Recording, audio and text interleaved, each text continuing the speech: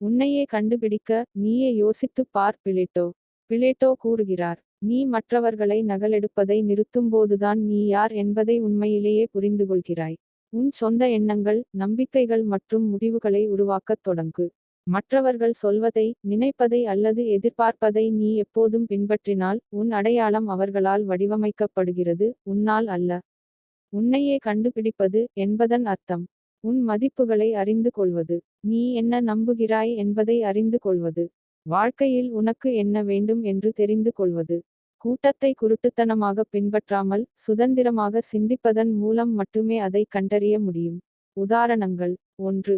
தொழில் தேர்வு உதாரணம். ரியாவின் குடும்பத்தில் உள்ள அனைவரும் அவள் ஒரு பொறியாளராக வேண்டும் என்று விரும்புகிறார்கள். ஆனால் ரியா கலையை நேசிக்கிறார், ஒரு வடிவமைப்பாளராக இருக்க விரும்புகிறார்.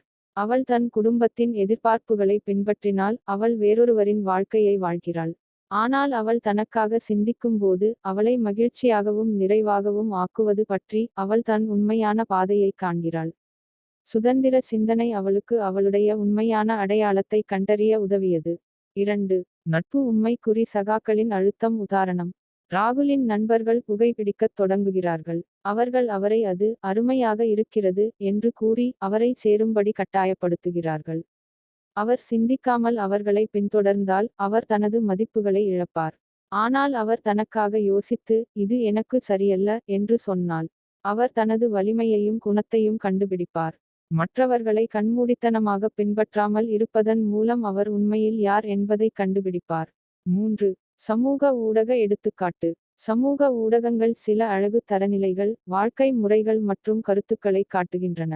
ஆஷா தான் பார்ப்பதை பின்பற்றிக் கொண்டே இருந்தால், எப்படி உடை அணிய வேண்டும், என்ன விரும்ப வேண்டும், என்ன சொல்ல வேண்டும்.